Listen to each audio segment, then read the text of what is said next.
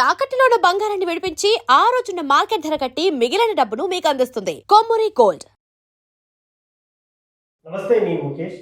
ప్రస్తుతం జగన్ జాతకం ప్రకారం రాబోయే రోజుల్లో జగన్ భవిష్యత్తు ఎలా ఉండబోతుంది? చాలా మంది పండితులు కొంతమంది చెప్తున్నారు 2029లో ఆయనే సీఎం అవుతాడని చెప్పేసి. నిజంగానే జగన్ గారికి అయ్యే అవకాశం ఉందా? ఆ యోగం కనిపిస్తుందా? అసలు ఆ యోగం ఉందా లేదా అనేది కూడా మనం ఒకసారి తెలుసుకునే ప్రయత్నం చేద్దాం. దీని గురించి పూర్తిగా వివరించడానికి మనతో పాటు ఉన్నారు ప్రముఖ జ్యోతిష్య వాస్తు పండితులు దింటకుర్తి మురళీకృష్ణ గారు.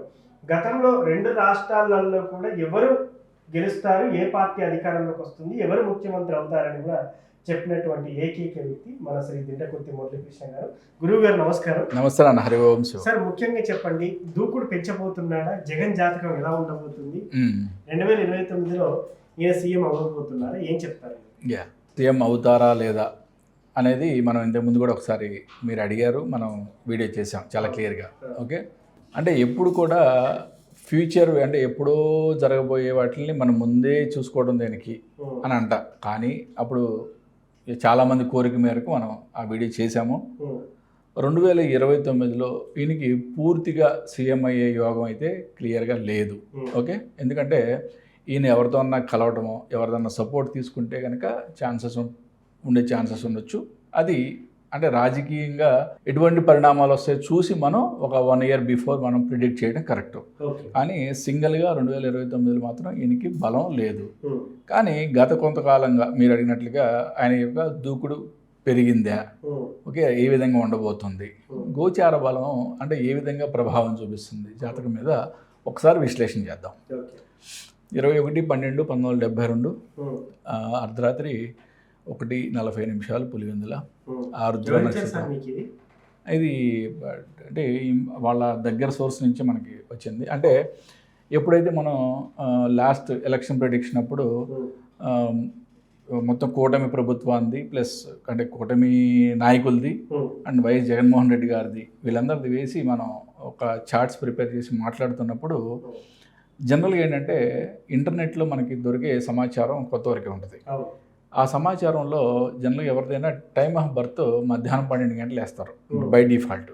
ఓకే, కొంతమంది మాత్రం కరెక్ట్గా తెలిస్తే మాత్రం మనం తీసుకుంటాం.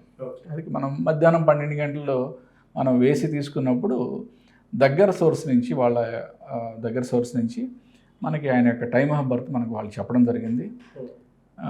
మీరు ఇలా చెప్తున్నారు గురువుగారు, మరి ఈ టైమ్ ఆఫ్ బర్త్ ప్రకారం చూడండి, చూసి ఆయనకి ఛాన్సెస్ ఎలా ఉన్నాయో చెప్పండి అని చెప్పారు. లాస్ట్ ఎలక్షన్లో మనం ఆ టైమ్ ఆఫ్ బర్త్ మార్చి కూడా చూసినా కూడా బలాలు లేవు. అదే మనం ఆ విషయాన్ని వాళ్ళకి చాలా క్లియర్గా చెప్పాం. మరి 2029లో కూడా ఈయనకి ముఖ్యమంత్రి దాకా వచ్చే అంత బలం జాతకరీత్యా లేదు.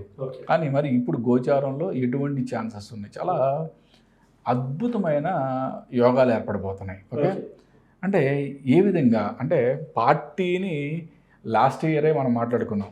ఓకే, పార్టీని పూర్వవైభవం తెచ్చే ఛాన్సెస్ ఆయనకి కనబడుతున్నాయి అని లాస్ట్ ఇయర్లో మనం అంతకుముందు మనం మాట్లాడుకున్న వీడియో చూస్తే మనకి అర్థమైపోద్ది చాలా క్లియర్గా. ఇప్పుడు ప్రజెంట్ గురువు యొక్క సంచారం కర్కాటకంలో నడుస్తుంది.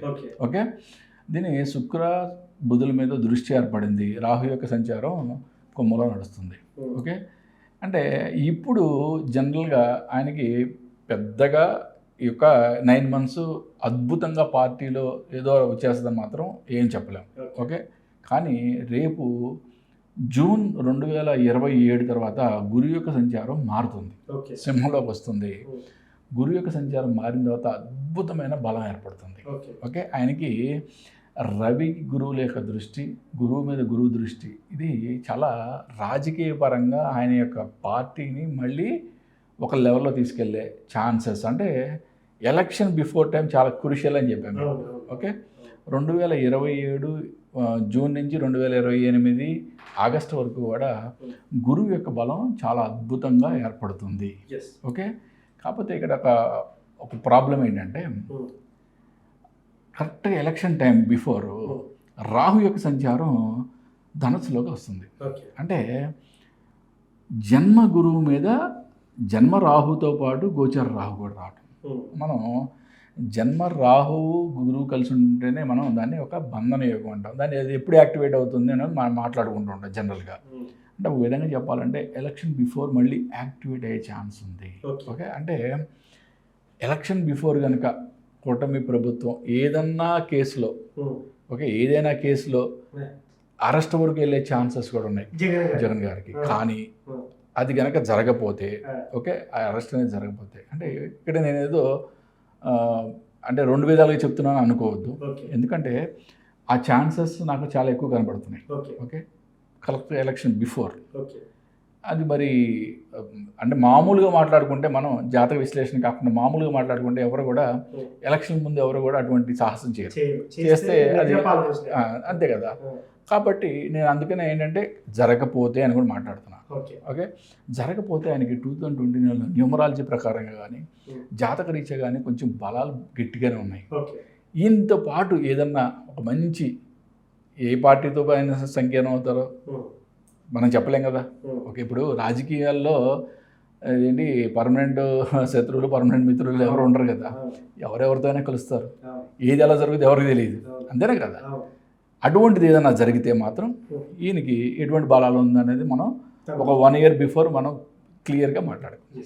సో ఇప్పటికైతే నేను ప్రస్తుతానికి ఇలా ఉంది ఎగ్జాక్ట్లీ. ఇప్పుడు ఈ 8 months అంటే నెక్స్ట్ జూన్ వరకు కూడా పెద్దగా ఆయన పార్టీకి అద్భుతమైన పేరు కానీ ఆయనకి కానీ ఏమీ వచ్చే ఛాన్సెస్ లేవు. కానీ జూన్ తర్వాత ఆయనకి పార్టీ పరంగా ఆయన సొంత పరంగా కూడా మంచి గుర్తింపు మళ్ళీ పూర్వవైభవం వచ్చే ఛాన్స్ ఉంది. లాస్ట్ ఇయర్ ఎట్లయితే కొన్ని యాజిటేషన్స్లో ఆయన పుంజుకోగలిగాడు, మళ్ళీ అటువంటిది మళ్ళీ నెక్స్ట్ ఇయర్ మళ్ళీ చాలా అద్భుతంగా కనపడుతుంది.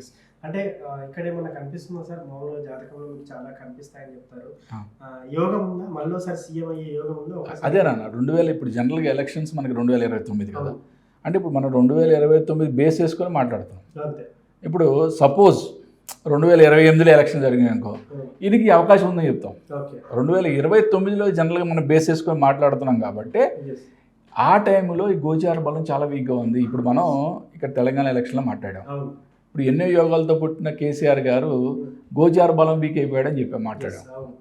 ఏం పెద్దగా బలాలు లేని రేవంత్ రెడ్డి గారికి అద్భుతమైన బలాలు ఏర్పడని చెప్పాం. మరి రేవంత్ రెడ్డి గారి జాతకంలో 2028లో ఎలక్షన్ జరుగుతుంది కదా, అప్పుడు కూడా ఆయన అదృష్టం బాగుంది చూడండి. మళ్ళీ ఆయన గురించి మళ్ళీ ఇంకొకసారి సెపరేట్గా మాట్లాడదాం మనం. అంటే 5 years తర్వాత మళ్ళీ ఆయనకి ఆ బలాలు ఏర్పడబోతున్నాయి. అంటే ఆయనకి ఛాన్సెస్ మళ్ళీ కూడా ఎక్కువగా ఉన్నాయి. అంటే అట్లా 28లో అయితే కనుక ఈయనకి కొంచెం బలం చాలా ఎక్కువ ఉందంటే మిగతా వాళ్ళ బలాలు కూడా బేరేజ్ వేసుకొని చెప్పొచ్చు. కానీ 29లో మనం ఎలక్షన్లో అయ్యే ఛాన్స్ ఉంది అనే మ్యాక్సిమం ఛాన్సెస్ అదే ఉంది. కాబట్టి అప్పటికి 29కి అయితే కనుక బలం లేకపోగా బంధన యోగం అనేది యాక్టివేట్ అవుతుంది. ఇది ఒక అంటే కొంచెం విచారించదగ్గ విషయమే. ఓకే, అది 1.5 year రాహు అక్కడ ఉంటుంది కదా, ధనసులో రాహు 1.5 year ఉంటుంది. అంటే ఎన్ని రోజులు ఉంటారని కాదు, అంటే అక్కడ అరెస్ట్ అయ్యే ఛాన్సెస్ ఉంది ఏదో కేసులో. అది ఏ కేసు అయినా కానీ అటువంటి సాహసం కనుక గవర్నమెంట్ చేస్తే అది రాజకీయంగా ఆయనకు ఉపయోగపడే ఛాన్స్ కూడా ఉంది. ఎందుకంటే రాహు మీద రాహు మనం చెప్పాము, రాహు మీద రాహు ఎప్పుడు కూడా మనం నెగిటివ్గా మాత్రం ఆలోచించకూడదు, పాజిటివ్ కూడా ఉంటుంది. పాజిటివ్గా ఏంటంటే శత్రువు నిలబడలేకపోవటం. ఓకే, శత్రువు నిలువరించలేకపోవడం. అంటే శత్రువు నిలబడలేడు, అంటే శత్రువు ఏది చెప్పినా కానీ ఆయన ముందు ఆయన్ని నిలువరించడం చాలా కష్టం అవుతుంది. సో మొత్తానికి జాతకరీత్యా న్యూమరాలజీ ప్రకారం జగన్ గారి జాతకం ఎలా ఉంది? 2029లో ఆయన న్యూమరాలజీలో కూడా చూడండి 1వ నెంబర్ అంటే అద్భుతమైన పర్సనల్ ఇయర్ నెంబర్ వచ్చింది. మనకి ఇంకా మనకి ఎప్పుడు ఎలక్షన్లు జరుగుతాయి అవన్నీ కూడా మనం చూసుకున్నప్పుడు ఆ మంత్ నెంబర్స్, ఆ ఎలక్షన్ డేట్ నెంబర్స్ కూడా మనం ఇంకా క్షుణ్ణంగా పరిశీలించి అప్పటికి ఇంకా పూర్తి వివరాలతో మనం విశ్లేషణ చేయొచ్చు. 2029లో ఎలక్షన్ జరిగితే మాత్రం ఈయనకి ఒక్కటే సింగిల్గా మాత్రం ఛాన్సెస్ లేవని చెప్పాలి. ఓకే, ఎవరితో ఈయన కలిసి చేస్తే కనుక ఛాన్సెస్ మారే ఛాన్సెస్ అని మనం విడిగా మాట్లాడుకుందాం. So thank you sir. Jagan గారి జాతకం ఎలా ఉంది అనేది చాలా చక్కగా విశ్లేషించారు. ధన్యవాదాలు. నమస్తే హరి ఓం.